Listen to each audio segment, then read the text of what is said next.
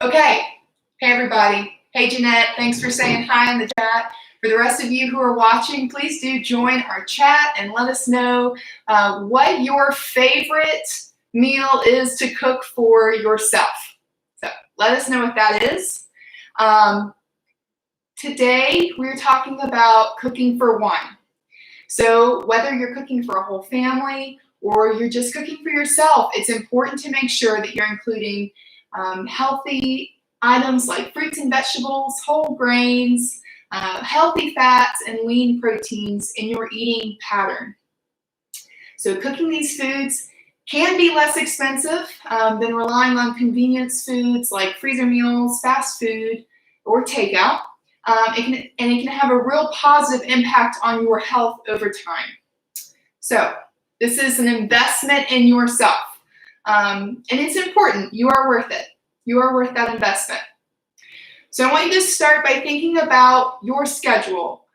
When do you go to the grocery store? Is it a weekly kind of thing? If so, if you go on, say, Saturday, carve out about 30 minutes the day before to sit down and plan what you're going to eat for the week.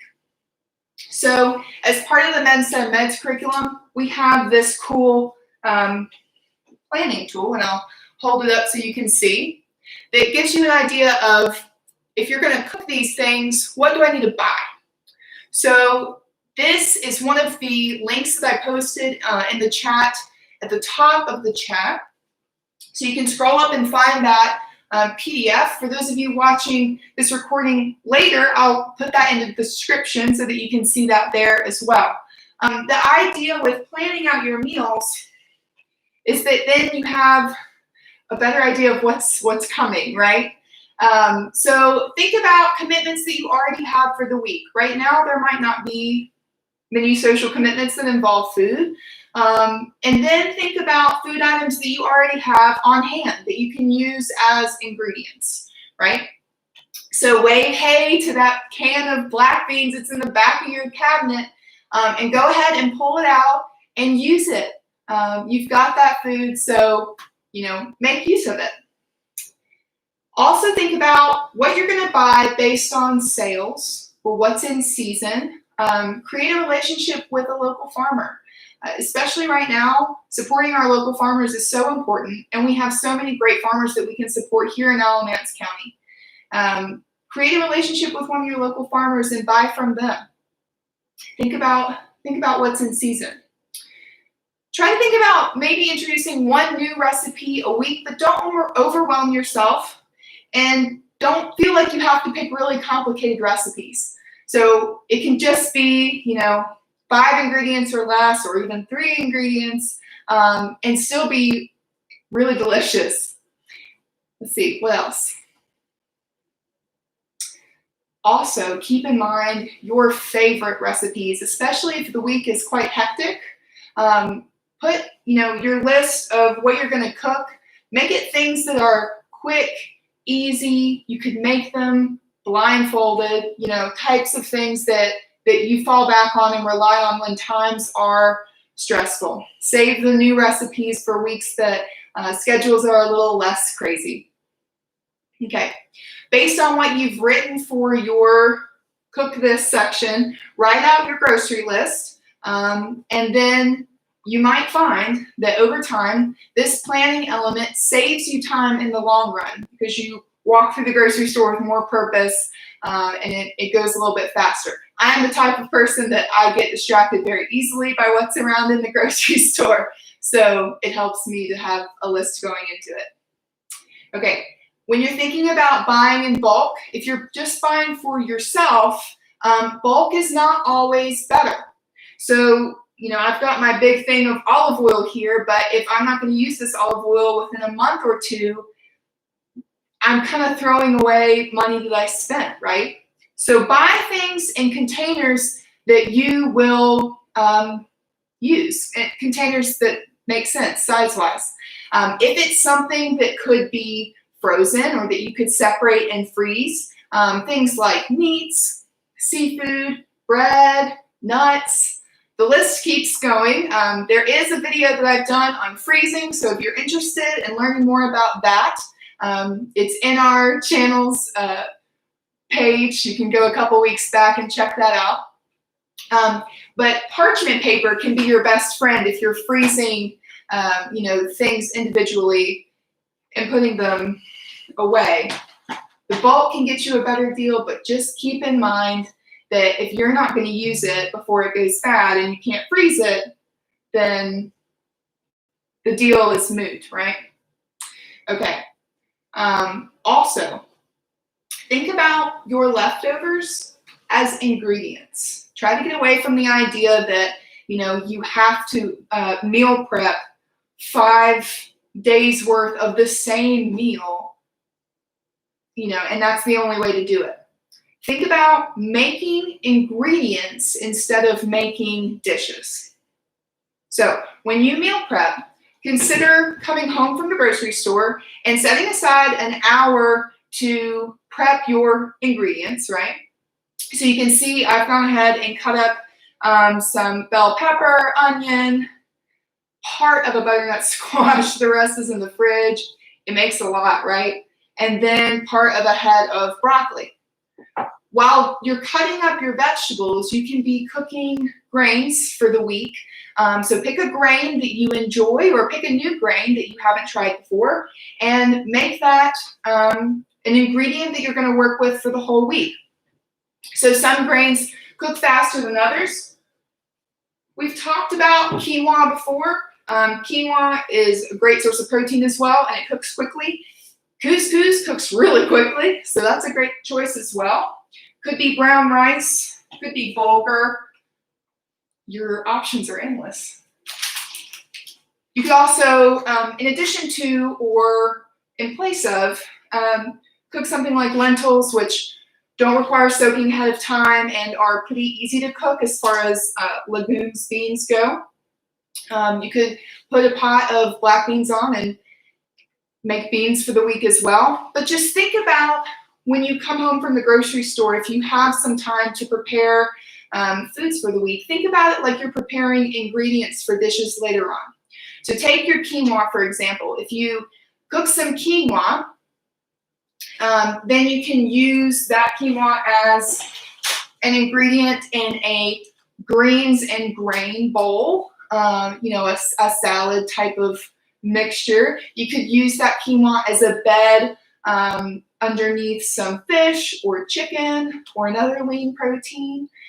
You could also use it in combination with some beans. So you can open a can of beans, rinse them off, and combine them with some of your cooked quinoa, and you have a great meal. It's simple, but a really nutritious meal in no time at all. So think about making your ingredients as your meal prep, right? Okay. So I also wanted to talk about if you have a hard time cutting up foods, you can use a food processor. If you have arthritic hands, you can use a food processor, or you can use a mandolin. So for those of you who have a mandolin, you might be thinking, uh-oh, because these babies are sharp. So the mandolin has a blade that gets an even cut every time when you push food across the blade. So the food moves this way, right? Most come with a holder to grip onto the food, so you're not holding that food directly, because it's very easy for your fingertips to come into the path of the blade. So always use a food holder if you're going to use a mandolin, and just be very, very, very careful. Food processors are great too. I prefer to just go ahead and chop the vegetables up because I don't like cleaning a food processor, but it's kind of, 6 one way, half dozen the other, right? If it makes your hands feel better to not chop up a whole lot of vegetables at one time, you do whatever works best for you, right? Okay. Let's see. So I wanted to show y'all 3 relatively quick ways to prepare vegetables. So a lot of times we're doing okay on the protein side of things. It's fairly simple just to grab a piece of fruit and eat a banana or an apple or an orange. But most of us do not get enough vegetables in our diet. So whether you are cooking for just yourself or you're cooking for a whole big family, this can all be relevant. Okay, so I'm going to try to do this still on my stool. We'll see how well that works. Our first method of cooking is roasting. So roasting is a great way to make vegetables taste better and make them a little bit more craveable. Sometimes I have a hard time wanting to eat vegetables, but the roasting can help create kind of a crunchiness. You can bring out the sweetness of things like butternut squash and kind of caramelize those flavors, and it can be really delicious. So what we're gonna do with our butternut squash, you can see I've got it in a bowl. It's gonna be easier to coat the food completely if you add oil in a prep bowl before putting it on your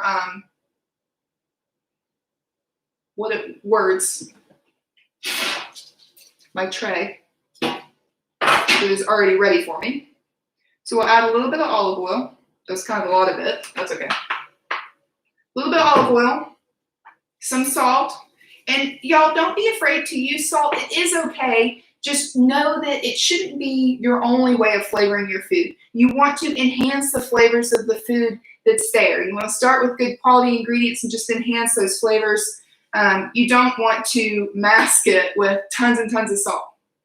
The other thing is you can use lots of other herbs and seasonings and spices to bring out those flavors, and then salt can kind of just lift it up a little bit more. You don't need much, just a dash. So this would be a very, very basic combination, is just the olive oil, the salt, and the pepper. You can add things like oregano. You can toss in, there's a Meds recipe for this. You can toss in some balsamic vinegar. I like to do that because I think it tastes quite good.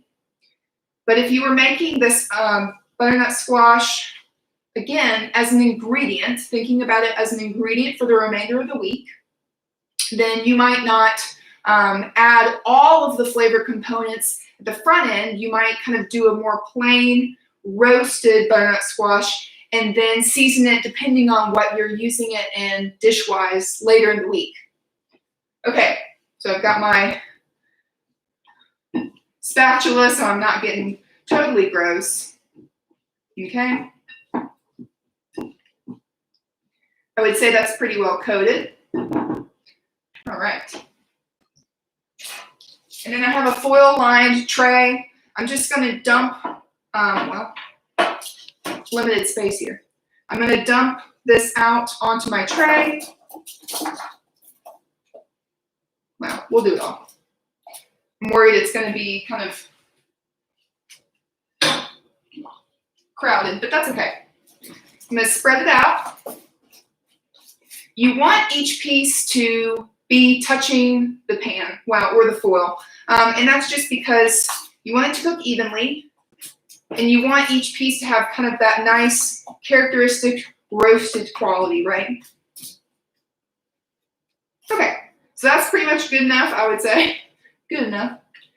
And we'll set this aside and talk about our next method.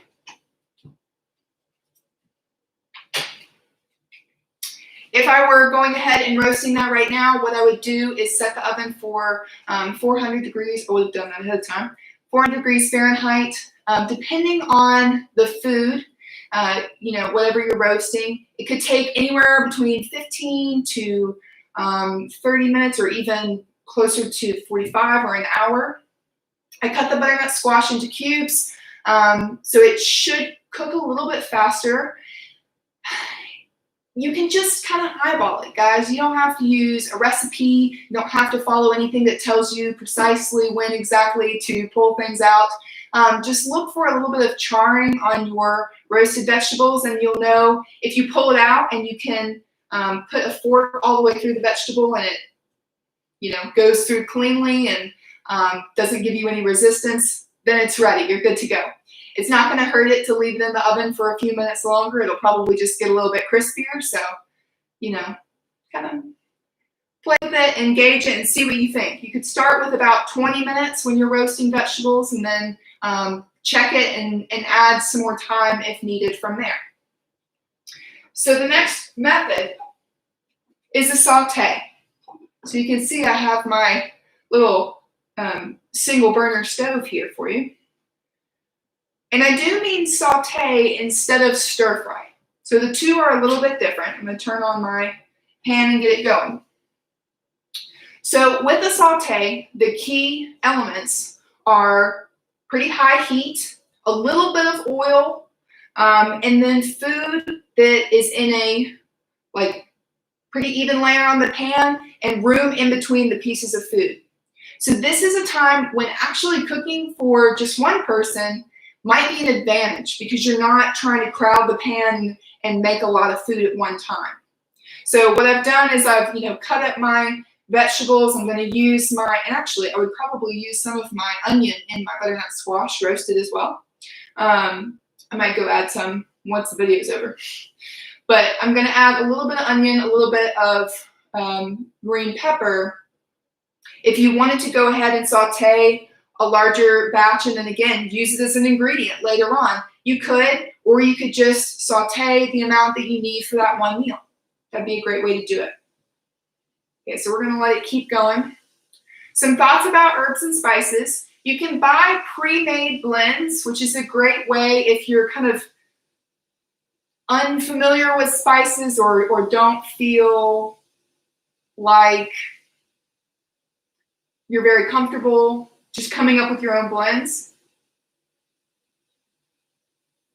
There's something going on outside. I'm not sure what's happening. Anyway, but have your spices in a place that you can access them easily. They're maybe in a cabinet next to your stove, and you're going to use them often. So you can make your own spice blends too. I've added a recipe link to the Meds taco seasoning. It is really excellent. I figured out what the sound was. It's this. It's my brain at the end of the day. Okay. But that Meds taco seasoning is really quite good. It is salt-free, so you could add a little bit of salt if you wanted to, but it's a great way to flavor, whether it's ground beef or ground turkey, ground chicken, just your vegetables and beans without adding a whole ton of sodium, because traditional taco seasoning blends have a lot of sodium in them. So do be careful with that if you're looking at different seasoning blends that are available in the grocery store. Okay, so the key here is we're going to let this heat up. So it's heated up a little bit. I'm going to add just a little bit of oil, not much. Well, that was maybe a little bit more than I meant to. That's okay. Add a little bit of oil. And we'll let that heat up a bit. We will know that it's ready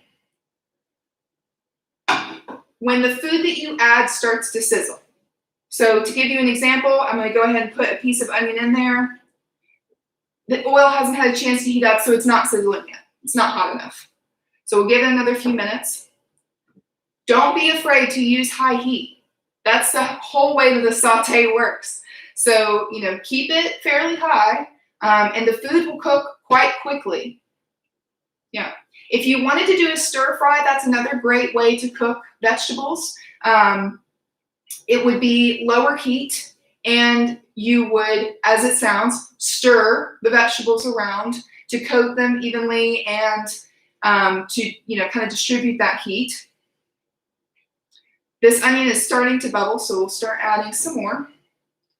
The key, again, with the saute is that the heat is high, and you put the vegetables in or whatever it is that you're sauteing, and you leave it. You don't touch it. You don't move it around once it's kind of set in there. Okay, so I'm going to start adding my vegetables.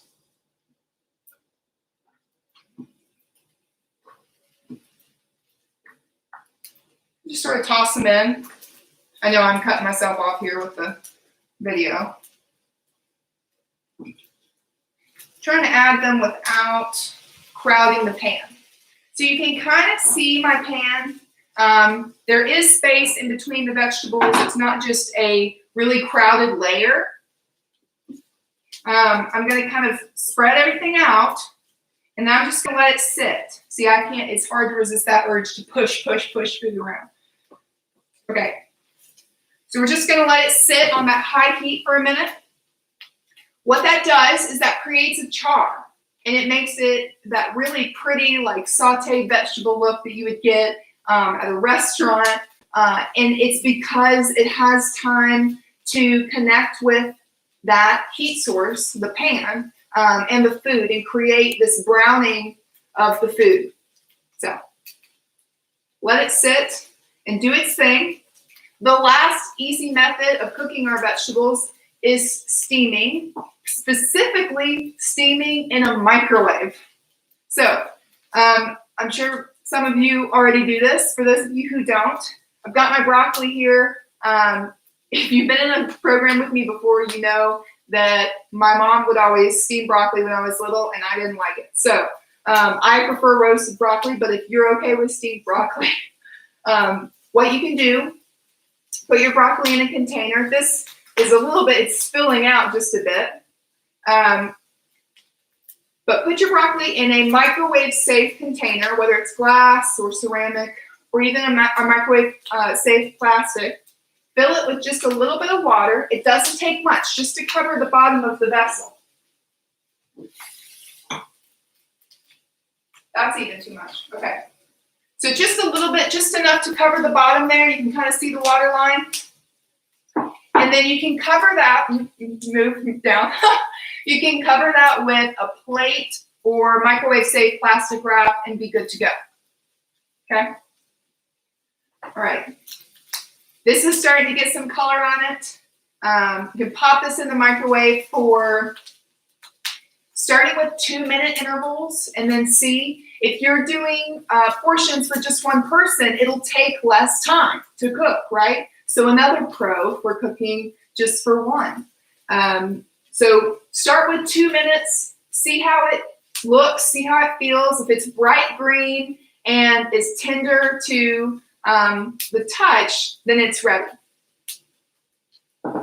So we've talked mostly about, vegetables and cooking vegetables.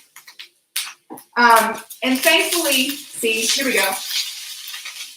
It's making a lot of noise, and it looks quite pretty. It doesn't take long at all. So you can kind of see the color. I'm going to let it just sit there for another minute. Something to keep in mind and have, if you don't already have one, if you cook meat for yourself, do get a meat thermometer of some kind. And that way you can check to make sure your food is done, it's safe, it's ready. I didn't add it to the chat, but I will also post in the description of the video for the recording where you can find temperature charts. Things like chicken, it's 165 degrees Fahrenheit. Ground meats, we say 160 degrees Fahrenheit. Whole cuts of beef, pork, fish, 145 degrees Fahrenheit. So you can also get freezer and fridge thermometers, especially if you are cooking or prepping ingredients for later in the week and want to make sure that they'll last well. Have a fridge thermometer. Make sure that your fridge is somewhere in the range of 38 to 40 degrees. Below 41 is what we're going for. So a fridge thermometer can help you monitor that and make sure that your food is staying cold enough. In your freezer, you want your freezer to be 0 degrees Fahrenheit or even just a little bit low. Okay. So this is pretty much done. I'm going to turn off the heat on that and let it finish. Some other thoughts, you can freeze meats in marinades. So we have a dressing and marinades video that you can go watch if you're interested in that from a few weeks back. You can freeze meats in marinades and they'll do just fine, or other protein sources in marinades. You can make a base dressing, and then kind of like with the food here, you can add whatever seasonings you want to that dressing each time you use it and change up the flavor just a little bit. Remember that healthy eating is all about having a pattern over time, right? So it's not about individual meals. It's not, every single day is, healthy eating or bust. It's a pattern over time. So be kind to yourself. Remember that healthy-ish is better than, fast food or whatever it is. And it's okay to eat things that comfort us or are easy, from time to time, especially right now. It is okay to eat those things. So let's look and see what questions we have or comments. I'm curious to see. I saw lots of things popping up, so I'm excited. Okay. Great tool to make a grocery list. Yes. Yeah, so grocery list will really help you plan ahead to be ready. Gail said she does a lot better making a meal plan. Yeah. Having a plan. So one of my favorite quotes for those of you who know me is, if you fail to plan, you plan to fail.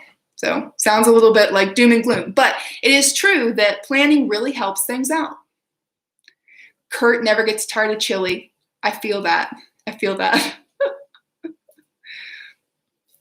Yeah, and just use your leftovers as your ingredients. You could absolutely roast butternut squash and broccoli together. Typically, you want to roast things that are kind of siblings or cousins. So root vegetables go well together. Broccoli, cauliflower go well together, things like that. But you could have one pan and just kind of keep those vegetables separate on the pan and do a one-pan meal, and that would be great. Jeanette suggested adding chipotle peppers, for sure, if you can handle the heat. Yep. That's true. So Cynthia's got a good point. If you're adding, things like butternut squash and broccoli together, what you'd want to do is think about the firmness of the vegetables. So butternut squash is going to take quite a bit longer to roast than broccoli. So give butternut squash a little bit of a head start and then add the broccoli later on. Or if you were doing things like asparagus that will cook faster because it's a softer, a little bit more tender vegetable, that's another one. So root vegetables will take longest, hard squashes and things, and then our broccolis, our asparagus, cauliflower, things like that. Okay, y'all, this has been a long one. Thanks for hanging in here with me. And remember, we'll be live next Thursday here at 4 p.m. on Alamance Extension Eats. So have a great weekend, and I'll see you next week.